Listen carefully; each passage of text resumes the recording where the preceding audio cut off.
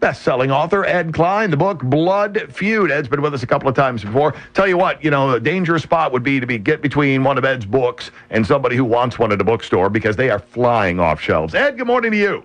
Good morning to you, too. Thanks so much. How are you doing this morning? I'm doing just great, thank you. I see that Hillary Clinton is trashing the president, saying don't do stupid stuff is not a strategy for a president of the United States. I love when they say it. They call it distancing. Distancing. Well, that's a polite way of putting it, yes. And Ed, it's interesting because she was basically a full-throated defense of this policy, of the president's policies, while on a book tour just weeks ago, right? That's right. And she obviously was also Secretary of State for 4 years, and she was there during the entire 4 years of the Obama administration's foreign policy, and now suddenly she's an outside critic. And it's a kind of a nice kabuki dance that she's performing here. You've got more scoops, of course, with Elizabeth Warren and Valerie Jarrett. I'll get to that in a second, but as long as we're talking about foreign policy and Hillary Clinton and the president, what do you think is going on inside the White House as we get to tail end of last week and becomes apparent the president's going to have to act to order these airstrikes at Iraq when he spent so much of his campaign vowing to get us out and to end the war, and all of a sudden he's got to stand in front of the American people and say, well, fighter jets are over the country and we're striking once again. I try to make a distinction between my reporting and my opinions. And I have not done reporting on your question, so I'm going to give you my opinion, okay, which may or may not be right. I stand by my reporting, but the opinions, who knows? My opinion is that there was a huge debate inside the White House over this strategy of using American military force, with Valerie Jarrett and Michelle Obama lining up against the president using airstrikes, and the generals, meaning the Pentagon, warning the president that if he didn't do something, that a disaster of immense proportions would ensue, and that he would be held responsible for it. And I think his hand was forced against his own judgment. That's my opinion. Yeah, because it's got to be kind of a bitter pill to swallow when you're talking about, well, now I have to take action against people I call the JV team. Yeah, the JV team, exactly. The ISIS, the people who have taken over, half of Syria and half of Iraq, and we're about to take over Kurdistan. I mean, the guy has been doing nothing, as even Hillary Clinton just said in her interview, to prevent this from happening. Now he's suddenly, using airstrikes. The fourth president in a row to get involved militarily in Iraq. Ed Klein with us, the book Blood Feud, the Clintons versus the Obamas, and it's, of course, available now, one of the best-selling books in the country. Ed, more scoops from you as we continue looking toward 2016. Last week you talked about the Kennedys pushing Elizabeth Warren to run, and if I just saw, I believe is correct, you also are reporting saying that Valerie Jarrett, who is so close to the Obamas, is meeting with Elizabeth Warren as well. Yeah, there's a real push on the left wing of the party, and this, again, is based on my reporting, not my opinions, meaning the Kennedy clan. A lot of the Kennedys are very left wing, and obviously Valerie Jarrett in the White House, who's so important as an advisor to the president. And they want to do practically anything they can do to prevent Hillary Clinton from becoming the nominee and then maybe even the President of the United States, because the Obamas feel that Hillary will undo a lot of his policies. She's a lot more hawkish on foreign policy. She's would, I think, revise drastically Obamacare. I think she would do something on the border with Mexico that he's failed to do. There's a lot of stuff. She might even okay the XL Keystone pipeline from Canada. All this stuff that Obama's been against. So they're looking for an alternative, and the Kennedys have invited Elizabeth Warren, that left-wing senator from Massachusetts, to their compound in Hyannisport. And as you just pointed out, Valerie Jarrett has been secretly meeting with Elizabeth Warren, promising her financial and organizational support if she challenges Hillary. Ed, got to ask you a bit about Valerie Jarrett. What happens to Valerie Jarrett at the end of this term? Well, that's a very good question. You know, there is some speculation that she may even run for office, but I don't think so. She is so tied at the hip with Michelle Obama that I think those two are going to go off into the sunset together, meaning I think she's going to continue to hitch her star to Michelle. I think Michelle will write a book. I think she'll make speeches. I think these two women have been talking about traveling together in Spain and France, where they love the countryside. I think they're going to, I'm not suggesting anything sexual here, by the way. I want to get that clear. This is a friendship based on dependency, mutual dependency. Mm-hmm. And I think that they will live a separate life from Barack Obama, who I think is going to go his own way. And I think you're going to see these Michelle and Barack living very separate lives, with Valerie tagging along with Michelle. Ed Klein with us. Blood Feud is the book. Riley and Scott here on WROK. You have told us time and again, and it seems, I don't want to say more obvious, but it all makes sense how important Valerie Jarrett is to the White House, how important Valerie Jarrett is to both of the Obamas. In your reporting and those that you've talked to, is there anybody, senior advisors or chiefs of staff, or is there anybody that comes close to the amount of access, to the amount of influence that Valerie Jarrett has on this White House? Not even close.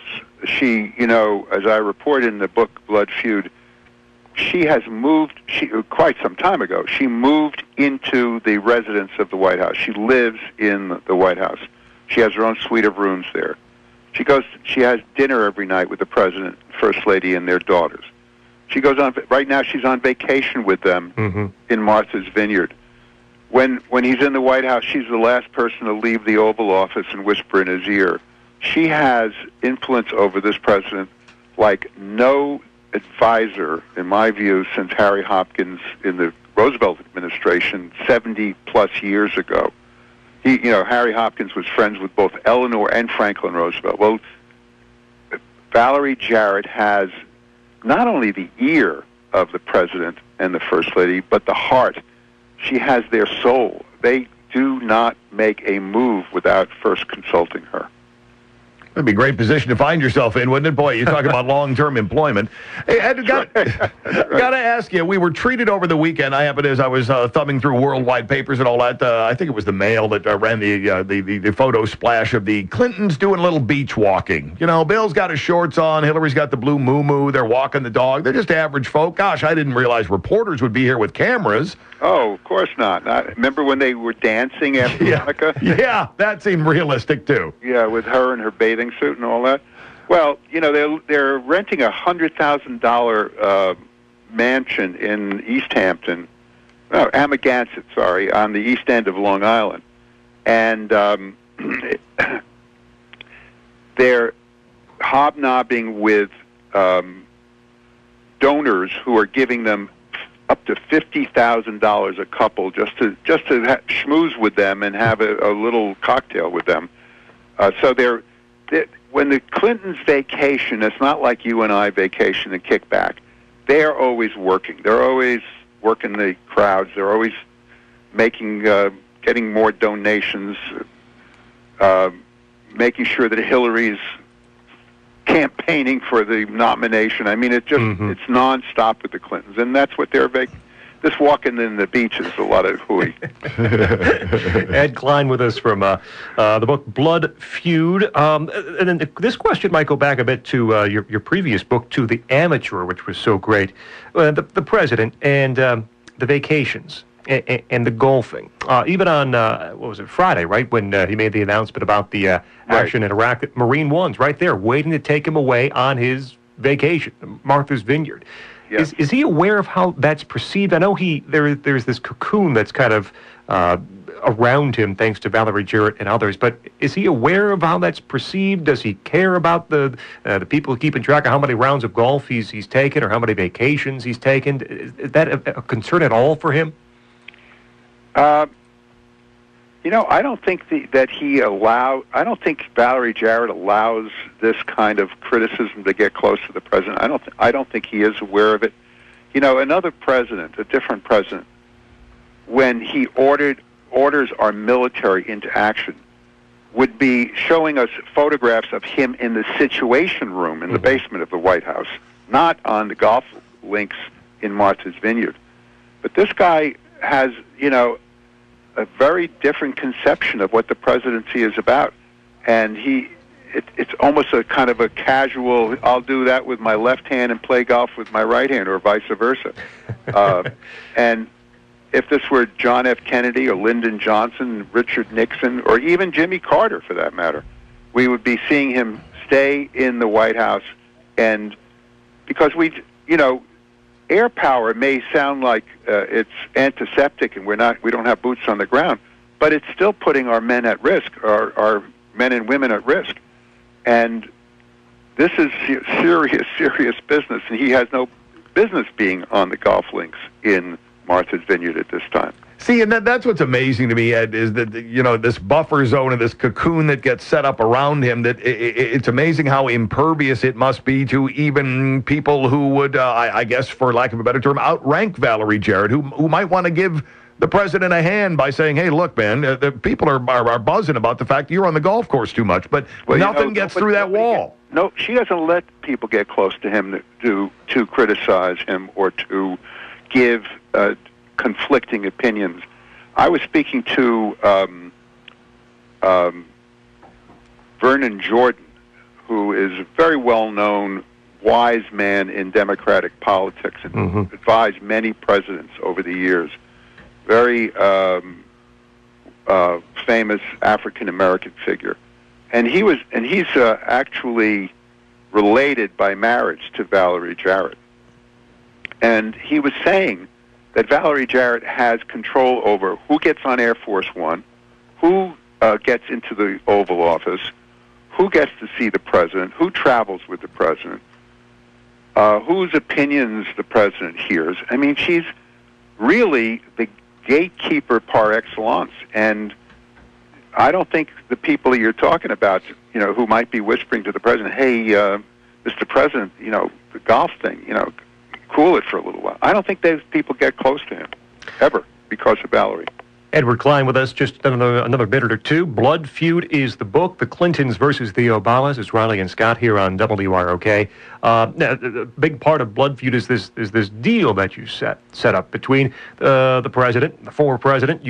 I'll back you, and you back Hillary 2016. That's kind of fallen apart here. That's fallen apart. Absolutely. Fallen apart. Now, and as a result, the Blood Feud is even worse than it was before. Now, we saw this past weekend the president campaigned hard for these candidates out in Hawaii. Current governor, he lost. It's his home state out in Hawaii. He can't even get the governor to be nominated again for governor. Putting aside the presidential stuff, which I know is hard to do, but coming toward 2016 and perhaps even in the future, is there going to be this big rivalry between Bill Clinton and President Obama in terms of endorsements? And, well, if I endorse you, you can't have him speak for you because he'll mess stuff up. It seems like this blood feud could go on years down the line. It might. It certainly will go on up to and through 2016. What happens often, though, with presidents is once they leave the White House, not always, but often, they drop some of their old animosities because now they're kind of in a... You're a special club. Yeah, a special club, exactly, that's right, yeah. And somebody wrote a book, I think, called that, Special Club, about the President's Club, I think it was called. And I think, I think that Obama is going to try to imitate Bill Clinton's post-presidency by setting up a foundation and but he doesn't have Bill Clinton's touch. Mm-hmm. He doesn't have that outreach kind of, warm, fuzzy, hail fellow, well met type of thing. Bill Clinton has been the most active post-president that we've ever seen. Obama's an introvert. I don't think he's going to be able to pull it off. So whether or not he and Clinton are going to really go nose to nose after 2016, it's hard to say. Well, yeah. Can you picture President Obama, forging a friendship like Bill Clinton has with George Bush? No. Before you even finished the sentence, I knew the answer was no. Because I can't see him forging a friendship with anybody other than the very small inner circle that he relies on. People he has been friendly with from Chicago. I mean, there are about half a dozen people, and that's it. He doesn't have friends in Congress, not even among Democrats.